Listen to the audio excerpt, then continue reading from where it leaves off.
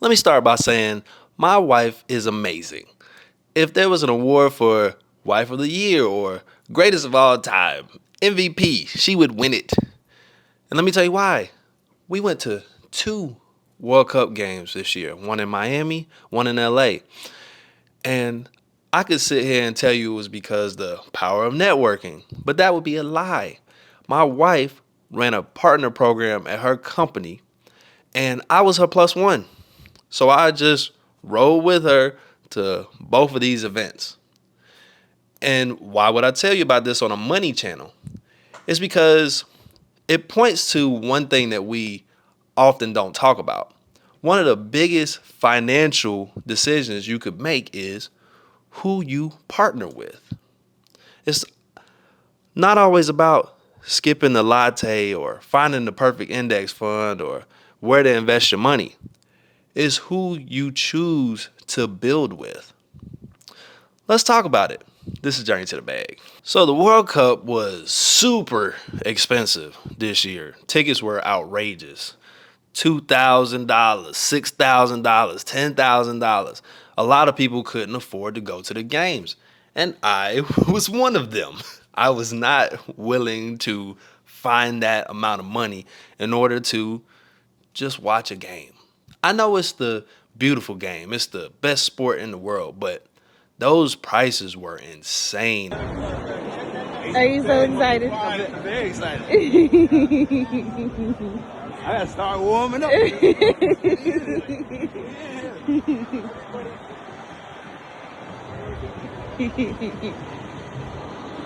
So how'd we do it? Well, my wife works for a big company and she created a program to where her partners were able to go on these trips if they were able to bring in a certain amount of revenue. They were able to do it. And she looked out for me, knowing that soccer is my favorite sport. I play soccer, I play chess. Those are the things that I do. And she said, I can get you to the game. All you got to do is pay for your tickets, your flights, not the game tickets, your flights. I said, shit, let me let me start digging. Let me go to work real quick and see if I can get some money up. So I got my ticket to LA, I got my ticket to Miami, and we went to see Turkey versus USA, and we went to see England versus Norway in Miami. And it was amazing. We had the whole VIP experience, went through the hospitality gates. They gave us gifts at the end of each game. We got our own passes. We were able to partake of the food, the bar, and we could watch from the box or we could go down to our seats. Each game was a once in a lifetime experience, and I really appreciate the opportunity. And that brings me to the point I was making. Who you decide to build with or work with can open the door to a lot of opportunities. Yes, the World Cup, that's a tangible thing. But when you think about it, who you decide to live with, work with, build with can determine your outcome when it comes to building wealth, building a foundation, building a family, and just growing as a person. On these financial channels, we always talk about the right stock to pick or how to put your money in the S&P 500 or investing in a property or starting a business. But we don't put enough emphasis on relationships, the networking. They say that your net worth is in your network. And that is true. It's a lot of who you know, not always what you know. So if you're able to get in the room with people who are doing the things that you want to do, you'll level up too because you'll learn from the experiences of others.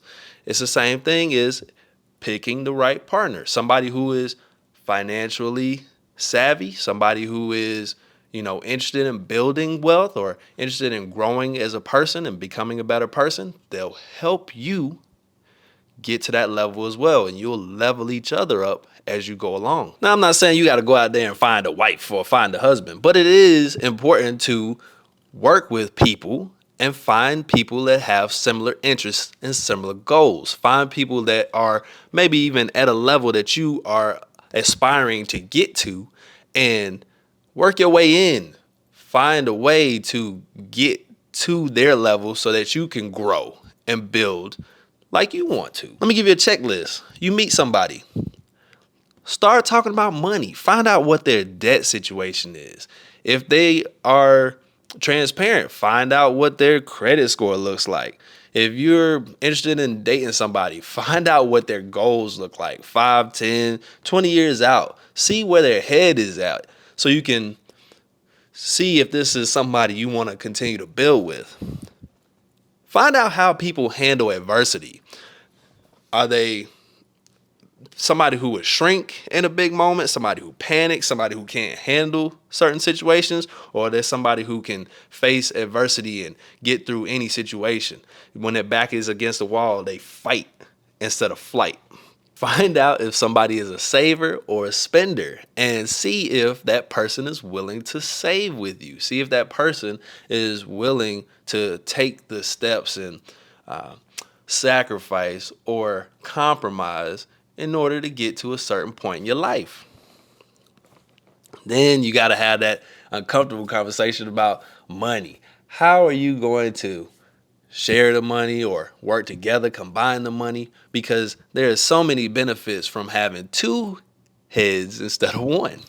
Just think about it. When two people get together, now you have two sets of benefits, two incomes, two networks, two different intellects that can see things from two different perspectives so that you can cover the full range of issues and tackle problems easily. This person might be a more logical person. This person might be more of an emotional person. But you might need one of the other to get through a certain situation. Something that you are risk adverse to, this person might want to jump in so you can feel that balance. You don't sit there stuck because this person is pulling you and pushing you to a higher level. So that's my unconventional advice from a financial standpoint. It's not always about saving money or investing money the right way or starting a business. Those things are great, but who you work with is equally, if not more, important. Like the video, share the video, subscribe. And as always, the world is yours, and I'll catch you on the next one. Peace.